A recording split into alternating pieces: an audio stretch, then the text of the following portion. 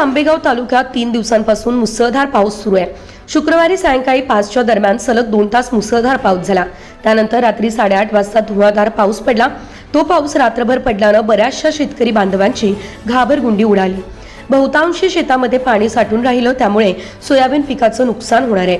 याशिवाय काही शेतकरी बांधवांचे ऊस हे पाऊस आणि हवेच्या जोरामुळे पडलेत, त्यामुळे शेतकरी बांधवांचे ऊस पीक त्याचं देखील नुकसान होणार आहे।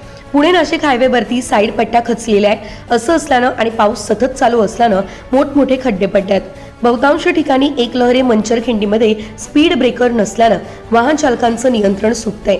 असं असल्यानं अपघातांच्या घटना घडत आहेत। सदर ठिकाणी स्पीड ब्रेकर बसवणं, याशिवाय रस्त्यावरील पडलेले खड्डे बुजवणं आणि रस्त्याच्या कडेला मंचरखिंडीपासून ते वरपे मळ्यापर्यंत साईड पट्ट्या भरणं गरजेचं आहे। प्रलंबित असलेली सर्व्हिस रोडची कामं सुद्धा पुणे नाशिक नॅशनल हायवेने करणं गरजेचं आहे, अशी मागणी एकलहरे कळंब ग्रामस्थ करताय। पुणे नाशिक जुना महामार्ग सततच्या पावसामुळे खड्डेमय झालाय। स्पीड ब्रेकर नसल्यानं यामध्ये दुचाकी चालकांचे आणि चारचाकी चालकांचे वाहनावरून नियंत्रण सुटून अपघात घडत आहे। शुक्रवारी दुपारी मंचरच्या जीवनमंगल कार्यालयाच्या जवळ जुन्या पुणे नाशिक हायवेला कळंब येथील 2 दुचाकी चालकांचा समोरासमोर अपघात झाला।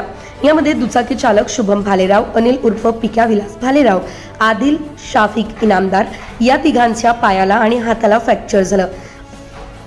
याशिवाय इतर ठिकाणी सुद्धा जखमा होऊन मुक्कामार लागला। अनिल उर्फ पिक्या भालेराव याला डोक्याला दुखापत झाली। पुणे येथे उपचारासाठी त्याला हलवण्यात आले।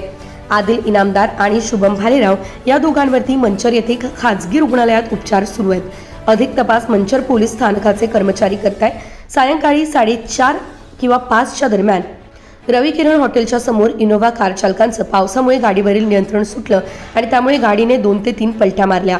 सुदैवानं त्यामध्ये किरकोळ दुखापत झाली आहे आणि गाडीचं मात्र मोठं नुकसान झालंय।